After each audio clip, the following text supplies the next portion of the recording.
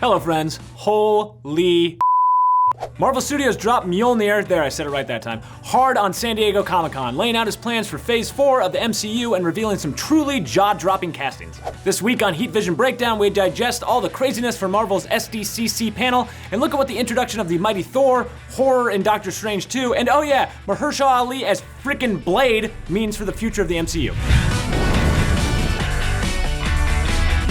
The first film of Marvel's Phase 4 is Black Widow, a long-promised standalone for Scarlett Johansson's titular assassin. ScarJo told me, personally, that's right Aaron, I get answers. Oh, good for you. Yeah.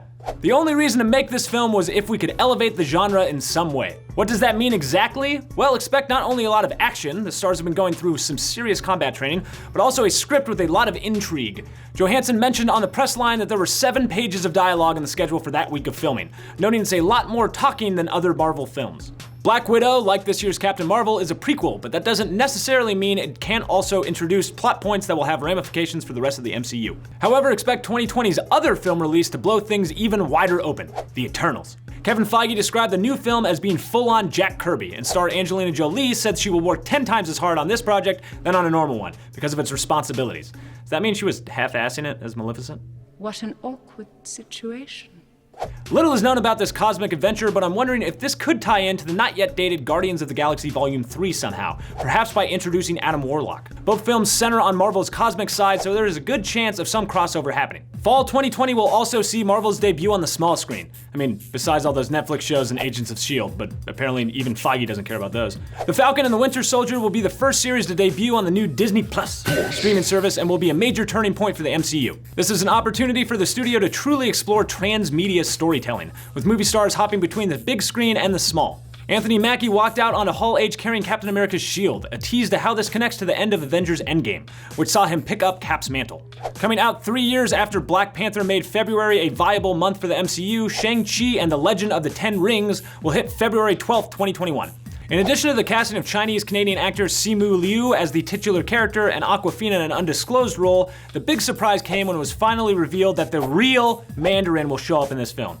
You may remember a fake version of the character from Iron Man 3, in which Ben Kingsley played a drunk, struggling actor pretending to be the supervillain. If you don't remember that, I envy you, because it was dumb and I spent way too much time thinking about it. Oh, it was so good. Really? Soon after Shang-Chi, Disney Plus will have WandaVision, which sounds like a knockoff brand of television sets, but is actually a streaming series set to debut in spring 2021. We actually don't know that much about this one, though. Well, actually we do, because Elizabeth Olsen told me that Kevin Feige pitched it to her himself. You wanna know what it's about? Kinda, yeah. Well, she wouldn't tell me, but sources said it's based off of the classic comic book storyline House of M. That's when Scarlet Witch reshaped reality after a tragedy, in this case, the death of Vision. See, I do get information. Nobody likes to show off, Aaron. Get out of here. Moving on, Loki will also come out in spring 2021 on Disney+. Feige confirmed at Comic-Con that the show will center on the 2012 version of the trickster god who stole the Tesseract in Endgame. What's he been up to? Probably tooling around space and getting into shenanigans. Likely even running into familiar heroes, maybe even the Guardians. The bigger question is this: will Tom Hiddleston ever retire from this role, which forces him to sport the world's worst haircut? Okay, enough streaming shows for now. The next big screen adventure will be Doctor Strange and the Multiverse of Madness on May 7th, 2021. This will be the first ever major test of Marvel's Disney Plus strategy, as WandaVision will lead into Doctor Strange 2, and Elizabeth Olsen will also appear in the film. Perhaps her reality-distorting activities in WandaVision will finally cause a rift in the multiverse that Jake Gyllenhaal had promised, and not delivered on in Far From Home. What a jerk. Back on Disney Plus, the animated What If hits summer 2021. It is based on the classic comic book series that told alternate reality stories. A few months later, Jeremy Renner's Hawkeye hits in fall 2021. Maybe he'll blame all the murders he committed in Endgame on the fact that his family puts mayonnaise on hot dogs. Pivoting to characters people actually care about, in a pretty big deal, Thor Love and Thunder hits November 5th, 2021. Not only will Thor be the only original Avenger to continue on with the solo movies, but Natalie Portman is returning to the series in a new capacity, the mighty Thor.